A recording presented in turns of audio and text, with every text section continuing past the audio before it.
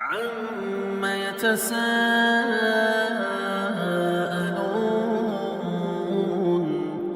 عَنِ النَّبَإِ الْعَظِيمِ. இந்த உலகத்துல கூடிய மதங்கள் எடுத்து பார்த்தோம்னு சொன்னா, யூத மதமாக இருந்தாலும் சரி, கிறிஸ்தவ மதமாக இருந்தாலும் சரி, இஸ்லாமிய மதமாக இருந்தாலும் சரி, உரிமை கொண்டாடுது. இப்ராஹிம் நபியை பத்தி அதிகமா பேசப்படுது. ஆனா உண்மையிலே இப்ராஹிம் அலைஹிஸ்ஸலாமுக்கு யாரு சொந்தக்காரர்கள் எடுத்து சொன்னா, நாம தான், முஸ்லிம்கள் தான். அல்லாஹ்வே தனது திருமறை குர்ஆன்ல என்ன சொல்றான்னு சொன்னா, இப்ராஹிம் யூதனாகவோ கிறிஸ்தவனாகவோ இருந்ததில்லை, மாறாக அவர் உண்மையான முஸ்லிம்களில் ஒருவர் என்று தான் அல்லாஹ் குர்ஆன்ல சொல்றான்.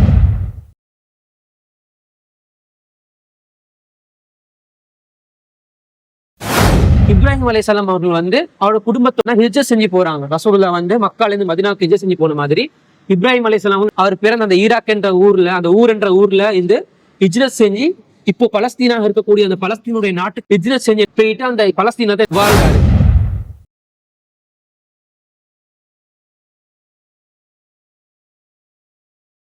நீங்க இப்ப சொல்லுங்க எங்களுக்கு, அவங்க ஹிஜ்ரத் வந்தாங்கன்னு ரஹீம் சொன்னாரு. அதுக்கு பிறகு அவங்களோட வாழ்க்கை எப்படி போச்சு, எது மாதிரி நடந்துச்சு, அதை கொஞ்சம் எங்களுக்கு சொல்லி தர்றீங்களா? இவர் இப்படி போல என்ன நடக்குதுன்றா, அவர் தன்னுடைய மனைவி சாரா அலைஹிஸ்ஸலாம் அவர்களையும் தன்னுடைய சகோதரர் மகன் லூத் அலைஹிஸ்ஸலாத்தையும் கூட்டிட்டு போறாரு. இப்படியான ஒரு சூழ்நிலையில அவர் எகிப்து நோக்கி பயணம் செய்யறாரு. எப்படியா தன்னுடைய மனைவியும் தான் அந்த நேரத்துல கூட்டிட்டு போறாரு. கூட்டிட்டு போனா அந்த எகிப்தில் இருக்கிற மன்னன் எப்படிப்பட்டவன்னு ஒரு கொடுமை.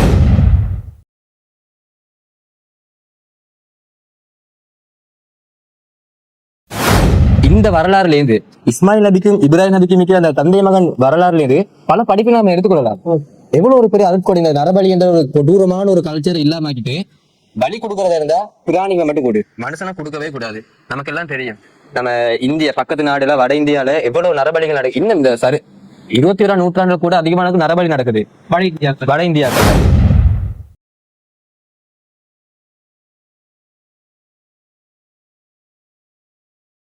அஸ்ஸலாமு அலைக்கும் வரஹ்மத்துல்லாஹி வபரகாத்துஹு.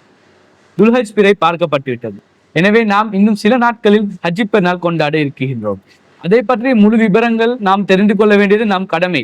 எனவே அதை பற்றிய ஒரு தகவலை கொண்டு வருவதற்கு சிலோத் தௌஹீத் ஜமாத் மாலிகாவத்தை கிளையின் தலைவர் அப்துல் ரஹீமும் உறுப்பினர் அப்துல்லாவும் இணைந்து கொண்டிருக்கிறார். அஸ்ஸலாமு அலைக்கும் ரஹீம். இப்ராஹிம் நபி அவங்களோட வாலிப பருவம் எப்படி இருந்துச்சு, அதை பற்றி ஒரு சின்ன ஒரு விவரம் ஒன்று சொல்றீங்களா? ஓ அஷ்ஃபான், நல்ல ஒரு கேள்வின்னு கேட்டீங்க. இப்ராஹிம் அலைஹிஸ்ஸலாத்தை பொறுத்த வரைக்கும், இப்ராஹிம் அலைஹிஸ்ஸலாத்தை இந்த உலகத்துல கூடிய மதங்கள் எடுத்து பார்த்தோம்னு சொன்னா, யூத மதமாக இருந்தாலும் சரி, கிறிஸ்தவ மதமாக இருந்தாலும் சரி, இஸ்லாமிய மதமாக இருந்தாலும் சரி, உரிமை கொண்டாடுது. இப்ராஹிம் நபியை பத்தி அதிகமா பேசப்படுது. ஆனா உண்மையிலே இப்ராஹிம் அலைஹிஸ்ஸலாமுக்கு யாரு சொந்தக்காரர்கள் எடுத்து சொன்னா, நாம தான், முஸ்லிம்கள் தான். அல்லாஹ்வே தனது திருமறை குர்ஆன்ல என்ன சொல்றான்னு சொன்னா, இப்ராஹிம் யூதனாகவோ கிறிஸ்தவனாகவோ இருந்ததில்லை, மாறாக அவர் உண்மையான முஸ்லிம்களில் ஒருவர் என்று தான் அல்லாஹ் என்ன செய்யறான், குர்ஆன்ல சொல்றான். அப்ப முஸ்லிம்களுக்கு சொந்தக்காரர்கள் தான் இப்ராஹிம் அலைஹிஸ்ஸலாம் அவர்கள். இப்ப நம்ம இப்ராஹிம் அலைஹிஸ்ஸலாத்துடைய வாழ்க்கை வரலாற்றை ஆரம்ப காலத்தை நம்ம எடுத்து பார்த்தோம்னு சொன்னா, பொதுவாகவே இப்ராஹிம் அலைஹிஸ்ஸலாமுக்கு ஒரு பேர் இருக்குது. என்னன்னு சொன்னா, அபுல் அன்பியா, நபிமார்களுடைய தந்தை என்று சொல்லி ஒரு பேர் ஒன்று இருக்குது. இப்ராஹிம் அலைஹிஸ்ஸலாம் தற்பொழுது ஈராக் என்று சொல்றோமே நாடு, அந்த நாட்டுல ஊர் என்ற ஒரு ஊர்ல தான் பிறந்தாங்க. அந்த ஊருடைய பேரே ஊர் தான். அந்த ஊர் முழுவதுமாக சிலை வழிபாட்டிலையும் சிறுக்களையும் கொடிக்கட்டி இருக்கக்கூடிய ஒரு ஊராகவும் காணப்படுது. அதே போல அவருடைய தந்தையுடைய பேரை நம்ம எடுத்து பார்த்தோம்னு சொன்னா, இஸ்லாமிய மார்க்கம் அவருக்கு ஆசர் என்ற ஒரு பேரை சொல்லுது. அல்லாஹ் அதுதான் உண்மையான பேரு. ஆசருடைய பேர் உடையது அவருடைய தந்தையுடைய பேர். ஆனா யூத மதத்துல இருக்கக்கூடிய வேதத்துல இந்த மாதிரி பேர் வருதுன்னு சொன்னா, தாரிக் என்ற பேர் தான் இப்ராஹிம் அலைஹிஸ்ஸலாம் அவருடைய தந்தையுடைய பேராக கூறப்படுது. ஆனா உண்மையான இப்ராஹிம் அலைஹிஸ்ஸலாம் அவருடைய தந்தையுடைய பேர் ஆசர் என்பது. அவரும் ஒரு சிலை வணக்கத்தை ஈடுபடக்கூடியவராக தான் இருந்திருந்தார். இப்ராஹிம் அலைஹிஸ்ஸலாம் அவர்கள் பருவ வயது அடைய கொலையை என்ன செய்யறாங்கன்னு சொன்னா, கேள்விகள் கேட்க ஆரம்பிக்கிறாங்க. தர்க்க ரீதியான லொஜிக்கலான கேள்விகள். இந்த சிலைகள் கேட்காது, எந்த ஒரு பதிலும் அளிக்காத சிலைகள் எப்படி கடவுளாக ஆக்க முடியும் என்று சொல்லி பல தர்க்க ரீதியான கேள்விகள் மூலமா வாதம் வைக்கிறாங்க. அப்போ அசத்தியத்துல இருக்கக்கூடியவங்களுக்கு என்ன இல்லை, பொதுவாக பதில் இருக்காது. அப்ப அவருடைய தந்தை இந்த சிலைக்கு எதிரான பிரச்சாரத்தை நீ இடைநிறுத்தலைன்னு சொன்னா, உன்னை கல்லால் அறிஞ்சு கொள்ளுவேன் அப்படின்னு சொல்லி என்ன செய்யறாருன்னு சொன்னா அச்சுறுத்துறாரு. அது அல்லாஹ்வே குர்ஆன்லயே நமக்கு என்ன செய்யறான், சொல்லி காட்டுறான். அப்படி அச்சுறுத்தக்கூடிய ஒரு நிலைமை தான் இப்ராஹிம் அலைஹிஸ்ஸலாம் அவனுக்கு என்ன செய்ய ஆரம்ப காலப்பகுதி இருந்தது. அது மாத்திரம் இல்லாம ஊர் மக்கள் எதிர்க்கிறாங்க. இப்ராஹிம் அலைஹிஸ்ஸலாமுடைய அந்த சிலைகளுக்கு எதிரான பிரச்சாரத்தை வந்து ஊர் மக்கள் எதிர்க்கிறாங்க. அதே போல அவர்களை வந்து நெருப்பு கூட்டத்துல என்ன செய்யறாங்க, தூக்கி எறிகிறாங்க. அதே போல நும்ரூத் என்ற மன்னர்களோட வந்து என்ன செய்யறாரு, விவாதிக்கிறாரு. அந்த மாதிரி பல கஷ்டங்களையும் பல துன்பங்களையும் என்ன செய்யறாருன்னு சொன்னா இப்ராஹிம் அலைஹிஸ்ஸலாம் சந்திக்கிறாங்க. அப்படி சந்திக்கக்கூடிய நிலைமையில தான் இப்ராஹிம் அலைஹிஸ்ஸலாம் அவர்கள் வந்து அவரோட குடும்பத்தோட எங்க செய்யறாங்கன்னு சொன்னா ஹிஜ்ரத் செஞ்சு போறாங்க. ரசூலுல்லாஹ் வந்து மக்கால இருந்து மதீனாவுக்கு ஹிஜ்ரத் செஞ்சு போன மாதிரி இப்ராஹிம் அலைஹிஸ்ஸலாம் என்ன செய்யறாங்க, அவர் பிறந்த அந்த ஈராக் என்ற ஊர்ல, அந்த என்ற ஊர்ல இருந்து ஹிஜ்ரத் செஞ்சு இப்போ பலஸ்தீனாக இருக்கக்கூடிய அந்த பலஸ்தீனுடைய நாட்டுக்கு என்ன செய்யறாரு, ஹிஜ்ரத் செஞ்சு என்ன செய்யறாரு, போயிட்டு அந்த பலஸ்தீனத்தை என்ன செய்யறாரு, வாழ்றாரு. இப்படித்தான் அவருடைய இளமை கால பகுதி சென்று கொண்டிருந்து நாங்க பாக்குறோம். மாஷால்லா ரஹீம், நீங்க மிச்ச அழகா விளக்குனீங்க. இப்ப நீங்க ஹிஜ்ரத் வரக்காட்டி சொன்னீங்க, அவங்க ஹிஜ்ரத் போனாங்கன்னு சொன்னீங்க. அதுக்கு நடந்த வாழ்க்கையை பத்தி நாங்க இப்ப அப்துல்லாட்ட கேட்போமா? அப்துல்லா, நீங்க இப்ப சொல்லுங்க எங்களுக்கு. அவங்க ஹிஜ்ரத் வந்தாங்கன்னு ரஹீம் சொன்னாரு, அதுக்கு அவங்களோட வாழ்க்கை எப்படி போச்சு, எது மாதிரி நடந்துச்சு, அதை கொஞ்சம் எங்களுக்கு சொல்லி தர்றீங்களா? ரொம்ப நல்ல கேள்வி கேட்டீங்க அஷ்வான். அதாவது இப்ராஹிம் நபி அலைஹிஸ்ஸலாம் ஊர் நகரத்திலிருந்து ஹிஜ்ரத் செஞ்சு கானான் தேசத்துக்கு போறாரு.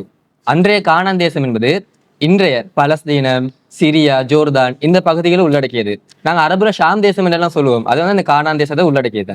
இவர் இப்படி போல என்ன நடக்குதுன்றா, அவர் தன்னுடைய மனைவி சாரா அலைஹிஸ்ஸலாம் அவர்களையும் தன்னுடைய சகோதரர் மகன் லூத் அலைஹிஸ்ஸலாத்தையும் கூட்டிட்டு தான் போறாரு.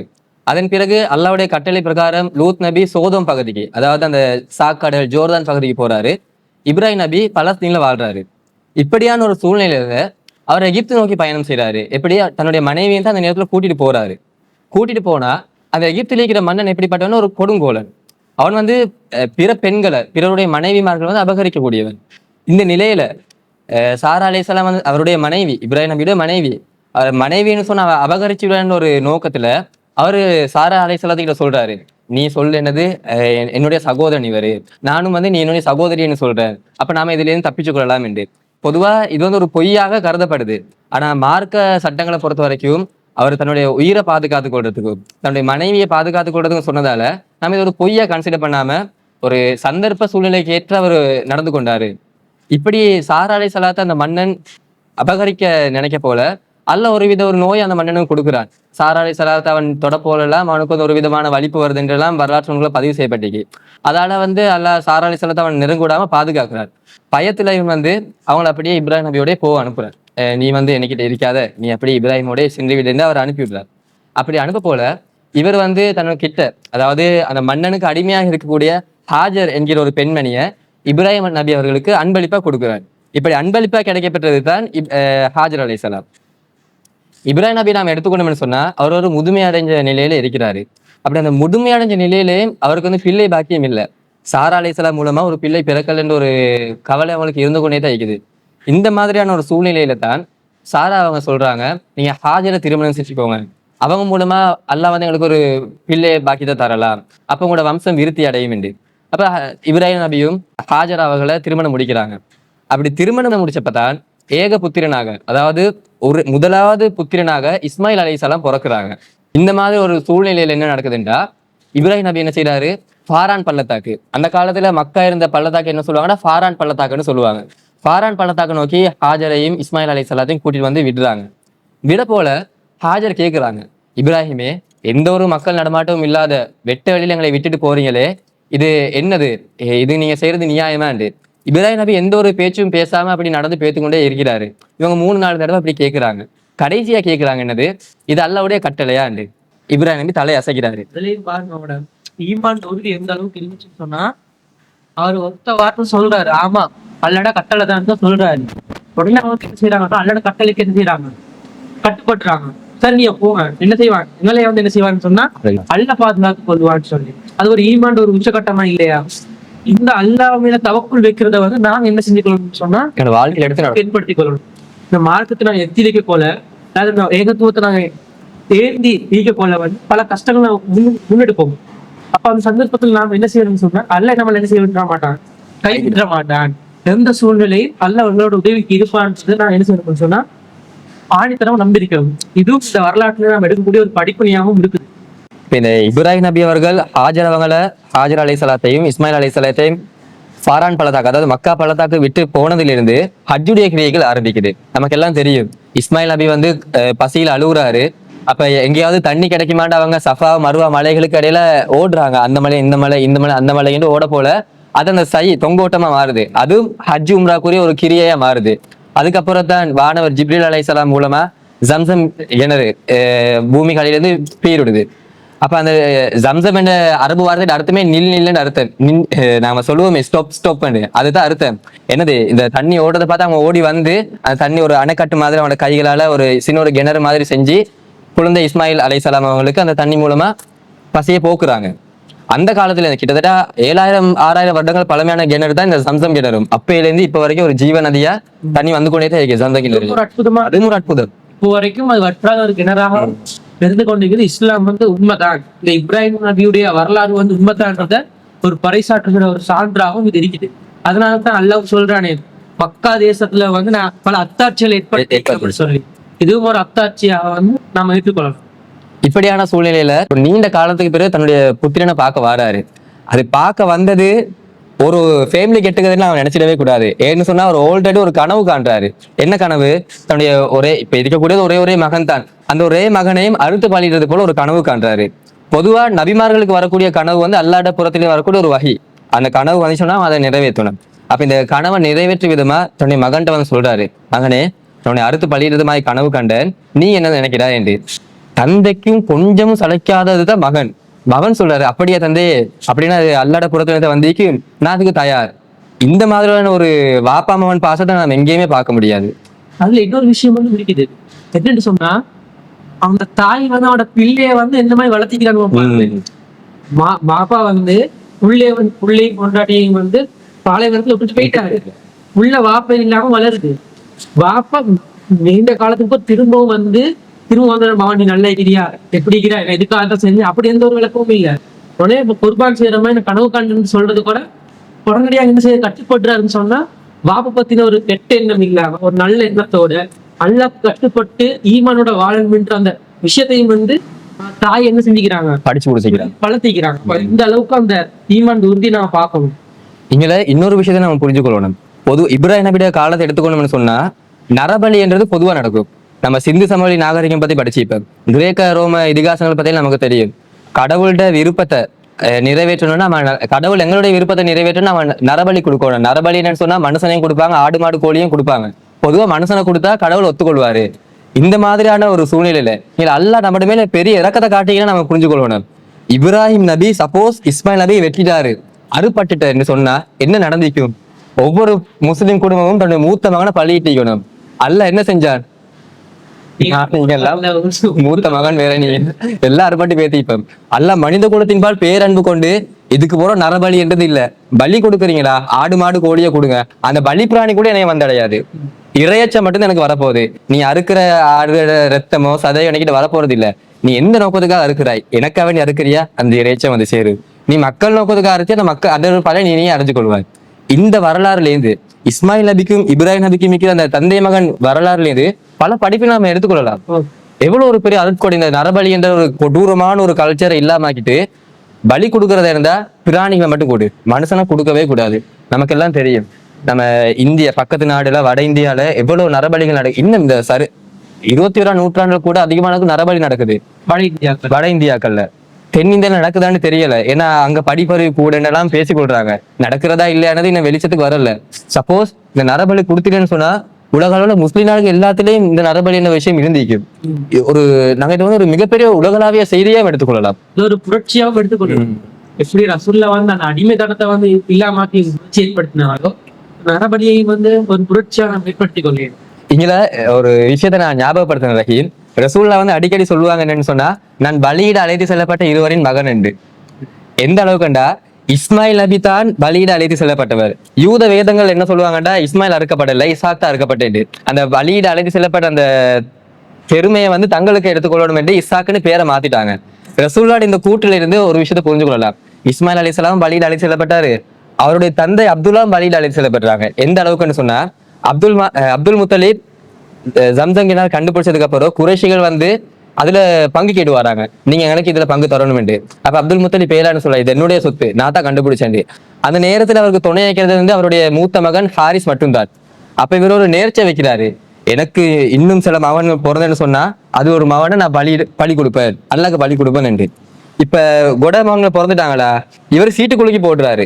முதலாவது தடவை அப்துல்லாட பேர் வருது, 2வது தடவை அப்துல்லாட பேர் வருது, 3வது தடவை அப்துல்லாட பேர் வருது. ஏன் 3 தடவை போடுறாருன்னா இவருக்கு விருப்பமான மகன் வந்து அப்துல்லா தான்.